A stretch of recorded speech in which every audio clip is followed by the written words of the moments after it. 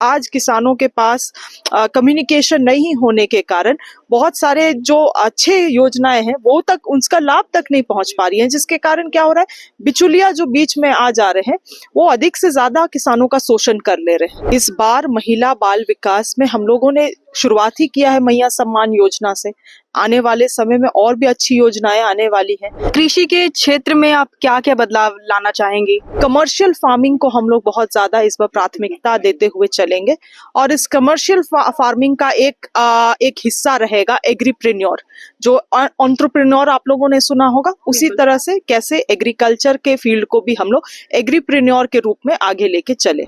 24 सालों में ऐसा पहली बार हो रहा है जब महिला एवं बाल विकास विभाग किसी का एक मंत्रालय जो होता है वो किसी को सौंपा नहीं गया, अलग से किसी को मंत्री नहीं बनाया गया। मैम, क्या रोड मैप तैयार होगा? देखिए, ब्रॉडली 3 कैटेगरीज में हमने अपना विजन को रखा है। हमारे साथ इस वक्त कांग्रेस की नवनिर्वाचित विधायक शिल्पी नेहा तिर्की हैं। शिल्पी नेहा तिर्की को मंत्री पद सौंपा गया है, कृषि मंत्री बनी है और खास बात यह है कि वह सबसे कम उम्र की मंत्री हैं झारखंड सरकार में। सबसे पहले मैडम बहुत बहुत बधाई आपको मंत्री बनने पर। बहुत बहुत धन्यवाद आप सभी को, हम आपके दर्शकों को भी शुभकामनाएं। मैम, कृषि के क्षेत्र में आप क्या क्या बदलाव लाना चाहेंगी? आप बहुत पढ़ी लिखी हैं, सबसे पढ़ी लिखी युवा नेत्री मानी जाती हैं। देखिए, कृषि विभाग जो है झारखंड राज्य में सबसे क्षमता भरा हुआ विभाग है और मैं इसीलिए इस बात को बोलती हूँ क्योंकि 70% जो राज्य की आबादी है आज भी वो खेती बाड़ी पे निर्भर है अपने जीवन यापन के लिए। मुझे लगता है बहुत लंबे समय के लिए हमारी राज्य ने किसानों को व्यवस्थित व्यवस्था हम नहीं दे पाए। व्यवस्थित व्यवस्था जब हम बोलते हैं तो सिस्टम है, बहुत सारी चीजें हैं इस राज्य में किसानों के लिए, मगर आप देखेंगे वो चीज किसानों तक नहीं पहुंच पा रही है, जिसके कारण अधिक से अधिक लोग, हमारे किसान भाई बहन दूसरे राज्य जाते हैं, मजबूर हैं पलायन करने में। तो मुझे लगता है कभी कभी तो मैं इसको चुनौती की तरह लेती हूँ कि 5 साल में मैं ऐसा क्या बदल लूंगी, मगर हाँ, एक प्रयास रहेगा कि जो एग्जिस्टिंग सिस्टम है उसको दुरुस्त करने के लिए शुरुआत हम लोग वहां से निश्चित रूप से करेंगे। मैम, क्या रोड मैप तैयार होगा? देखिए, ब्रॉडली 3 कैटेगरीज में हमने अपना विजन को रखा है। पहला तो जो है कि जो सिस्टम है अभी किसानों के लिए, पशुपालन के लिए, सहकारिता के लिए, उन तमाम सिस्टम को और दुरुस्त करना। दूसरा कैटेगरी है जो आपका जितना भी डायरेक्ट बेनिफिट्स जो किसानों को जाना चाहिए, चाहे वो सिंचाई की व्यवस्था हो या फिर केसीसी लोन माफी की व्यवस्था हो, उन तमाम चीजों को तरीके से एक एक किसान तक उसका लाभ को पहुंचाना। और तीसरी चीज है, क्योंकि आप देखेंगे कि अधिकतर यहाँ पे किसान जो है अपने छोटे से इलाके में ही खेती बाड़ी करते हैं, ज्यादा से ज्यादा एक आध बोरा उनका जो उपज रहता है उसको मार्केट में लेकर आते हैं और उसको जब बेचने का प्रयास करते हैं तो बार्गेनिंग पावर में भी बहुत कम पड़ जाते हैं। तो तीसरा ब्रॉड कैटेगरी है कि कमर्शियल फार्मिंग को हम लोग बहुत ज्यादा इस बार प्राथमिकता देते हुए चलेंगे और इस कमर्शियल फार्मिंग का एक हिस्सा रहेगा एग्रीप्रेन्योर। जो एंटरप्रेन्योर आप लोगों ने सुना होगा, उसी तरह से कैसे एग्रीकल्चर के फील्ड को भी हम लोग एग्रीप्रेन्योर के रूप में आगे लेके चले। ब्रॉड विजन्स मेरा ये है। 13 दिसंबर को हम लोगों ने एक विस्तार बैठक विभाग के साथ रखा है। हर एक विंग के साथ एक बैठक करके हम लोग पोटेंशियल्स को समझेंगे, योजनाओं को समझेंगे, आने वाला एक रोड मैप तय करेंगे और मेरा एक प्रयास रहेगा कि आप लोगों के साथ, मीडिया के साथ लगातार एक कम्युनिकेशन हम लोग स्थापित करके रखें, क्योंकि आप लोगों को भी बहुत अहम भूमिका होने वाली है। जो सरकार की ये योजनाएं हैं, अहम योजनाएं, उसको हम किसान तक पहुंचा पाए। आज किसानों के पास कम्युनिकेशन नहीं होने के कारण बहुत सारे जो अच्छे योजनाएं हैं वो तक उसका लाभ तक नहीं पहुंच पा रही हैं, जिसके कारण क्या हो रहा है, बिचौलिया जो बीच में आ जा रहे हैं वो अधिक से ज्यादा किसानों का शोषण कर ले रहे हैं। तो आप लोगों की भी बहुत अहम भूमिका रहेगी आने वाले समय में और मैं चाहूंगी कि आपका सारा मीडिया तंत्र एक संवेदनशील नजर हमारे विभाग में बना के रखे। मैम, जब बात होती है किसानी खेती की तो आपने भी कहा जैसे सिंचाई की व्यवस्था के बारे में, सबसे बड़ी जो समस्या है वो सिंचाई की होती है कि सिंचाई के लिए डैम से पानी नहीं आ पा रहा है। मैम, उसको आप रिजॉल्व कैसे करेंगे?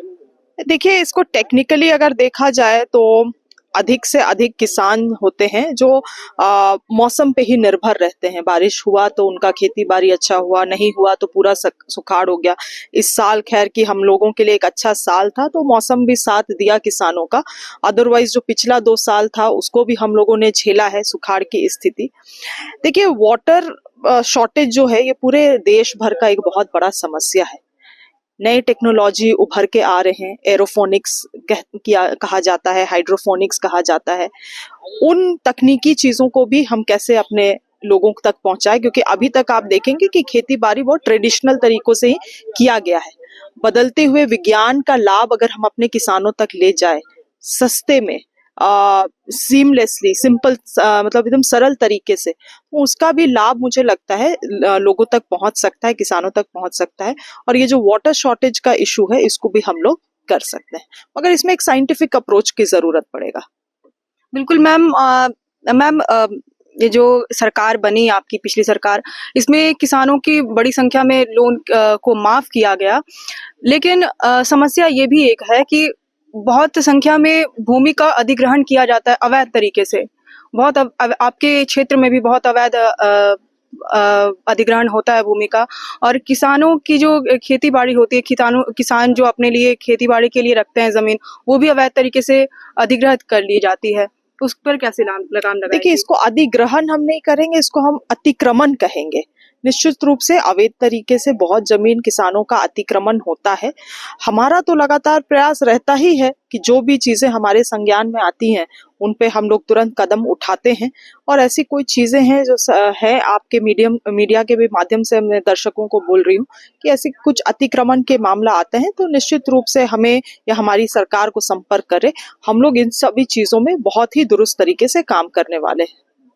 मैडम, एक और बड़ा सवाल ये है कि 24 सालों में ऐसा पहली बार हो रहा है जब महिला एवं बाल विकास विभाग किसी का एक मंत्रालय जो होता है वो किसी को सौंपा नहीं गया, अलग से किसी को मंत्री नहीं बनाया गया। बाकी जो भी बचे खुचे मंत्री हैं वो सब तो सीएम के पास चले गए हैं, लेकिन महिला एवं बाल विकास मंत्रालय नहीं सौंपा गया है किसी को। देखिए, जो विभाग किसी और को नहीं सौंपा गया है वो ऑटोमेटिकली सीएम सर के पास है। बिल्कुल। और सीएम सर ने उन्हीं विभाग को अपने पास रखा है जिनके ऊपर उनका बहुत ही अहम नजर है। इस बार महिला बाल विकास में हम लोगों ने शुरुआत ही किया है मैया सम्मान योजना से। आने वाले समय में और भी अच्छी योजनाएं आने वाली हैं। तो ये एक ऐसा कैटेगरी है जिसमें विशेष फोकस है सीएम सर का, और यही कारण है कि उस विभाग को उन्होंने अपने पास रखा है। मैम, महिलाओं पर सीएम साहब को उतना भरोसा नहीं रह गया है क्या? किसी महिला को बनाना चाहिए था महिला मंत्री। देखिए, ऐसा इसमें आपको डिफरेंशिएशन नहीं करना चाहिए कि महिलाओं के लिए ही बेहतर सोच रही हैं। ये मैया सम्मान योजना भी अगर किसी का आइडिया था तो वो सीएम सर का ही आइडिया था, है ना। और बेहतर और कर पाएंगे उनसे जिनका ब्रेन चाइल्ड है ये, उससे बेहतर और कौन कर पाएगा। जी मैम, लास्ट सवाल, आपके क्षेत्र के क्या क्या मुद्दे रहेंगे, आप क्या क्या सदन में उठाना चाहेंगे? देखिए, मेरे क्षेत्र में अधिक से अधिक हमारे जो लोग हैं वो खेती बाड़ी पे ही निर्भर है, तो मुझे तो इस विभाग में आके और भी खुशी है कि मैं अधिक से अधिक अपने लोगों की सेवा कर पाऊंगी। पहले क्या था कि विधायकी में रह के विधायकी दायरा में लोगों को मैं सेवा देती थी। अब मुझे लगता है कि मैं अपने क्षेत्र के किसानों को और बेहतर करने के लिए एक प्लेटफॉर्म दे पाऊंगी। बहुत बहुत धन्यवाद।